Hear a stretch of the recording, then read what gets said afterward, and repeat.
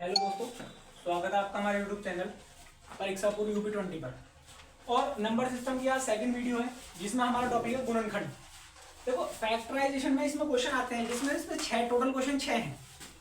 जैसे कि हम अगर पहले क्वेश्चन की बात करता हूं मैं, सबसे पहला क्वेश्चन आपका 36 के गुणनखंड की संख्या ज्ञात कीजिए। संख्या ज्ञात कीजिए। अब सबसे पहले मैंने जो पूछा है वो क्या पूछा है, गुणनखंड की संख्या। तो सबसे पहले जो मुझे करना है, जो फैक्टर है जैसे हम एलसीएम निकालते हैं वो करना है। देखो जैसे 36 है, 2 से काटो, 2 एकम 2, 2 अट्ठे 16, फिर 2 से 2 नम 18, फिर 3 से 3 तिया 9, फिर 3 से 3 एकम 3। अब ध्यान दो, सवाल है संख्या निकालनी है किसकी, गुणनखंड की। तो पहले एक बार ध्यान दो, 2 कितनी बार है, 2 है 2 बार। 3 कितनी बार है, 3 है 2 बार। अगर कभी भी तुम्हें संख्या निकालनी है, क्या निकालनी है संख्या, तो कुछ नहीं करना, बस जो पावर है उन पावर में 1 प्लस कर देना। जैसे कि ये 2 है, 2 की पावर 2 है तो इसमें मैंने 1 प्लस करा और नंबर से मल्टीप्लाई। जैसे इसकी पावर भी 2 है तो 1 प्लस करा, मल्टीप्लाई। 2 और 1 3, 2 और 1 3, 3 तिया 9। तो अगर मैं कहूं क्या कि 36 के गुणनखंडों की संख्या, तो आंसर क्या होगा आपका 9। इसी प्रकार इसमें पहला सवाल तो ये है, इसी प्रकार इसमें पहला सवाल तो ये है क्या कि 36। अब अगर मैं दूसरे सवाल की बात करूं क्या कि भैया अगर संख्या पूछी है तो ये नंबर होगा, मगर अगर मैं योग पूछ लूं, क्या पूछ लूं, योग पूछ लूं। अगर योग पूछता हूं तो हम क्या करते हैं, देखो चीजें यही चलेंगी सारी की सारी, चाहे 2 की पावर 2, 3 की पावर 2। मगर योग याद करने में, कभी भी संख्या का योग याद करना है तो इन नंबरों को हम 0 से लिखना स्टार्ट करेंगे। जैसे कि ये 2 की पावर 2 है तो इसे मैं 2 की पावर 0, 2 की पावर 1, 2 की पावर 2 लिखूंगा। ये नंबर है, इसे 3 की पावर 0, 3 की पावर 1, 3 की पावर 2। अब मुझे एक बात पता है, किसी भी नंबर की पावर अगर 0 है तो उसका मान क्या होता है, 1 होता है। तो मैं इसे क्या लिखूंगा, 1 प्लस 2 प्लस 2 दूनी 4 गुणा 3 की पावर 0 का मान कितना है, 1। 3 की पावर 1 का मान कितना है, 3, और 3 तिया 9। सॉल्व करो, 4 और 2 6 और 1 7 इंटू 9 और 3 12 और 1 13। अब अगर आपस में मल्टीप्लाई करूंगा 13 सत्ते 91। अगर मेरे से सवाल कहा क्या कि 36 के गुणनखंडों की संख्या, तो आंसर कितना होगा 9। अगर पूछता है 36 के गुणनखंडों की संख्या का योग है तो आंसर कितना होगा 91। कितना होगा 91।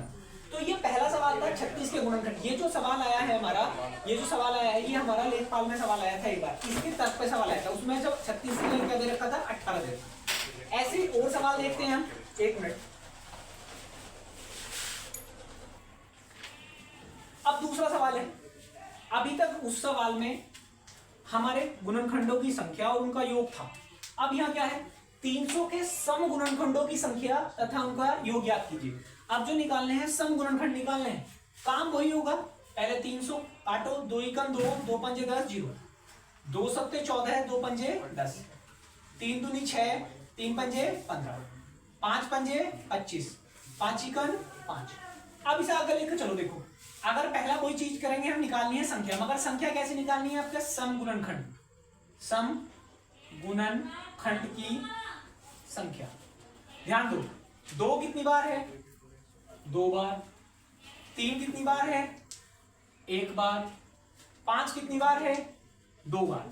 अब यह बातों का ध्यान देना है क्या, अगर खाली कहता क्या गुणनखंडों की संख्या तो कुछ नहीं करना था, जो पहले बताया पावर में जोड़ना था, आपस में मल्टीप्लाई करनी थी। मगर यहां चीजें बदल गई, यहां चीजें क्या हो गई, सम गुणनखंडों की संख्या हो गई।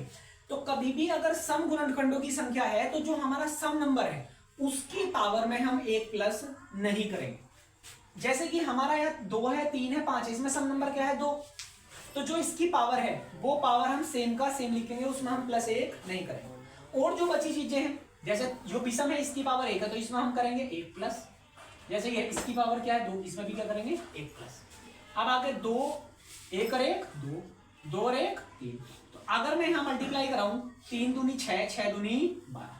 तो अगर मेरे से सवाल पूछता है क्या कि 300 के सम गुणनखंडों की संख्या ज्ञात कीजिए, तो आंसर कितना होगा 12 होगा। अब अगर यहां दूसरा सवाल क्या पूछेगा, कि भैया सम गुणनखंड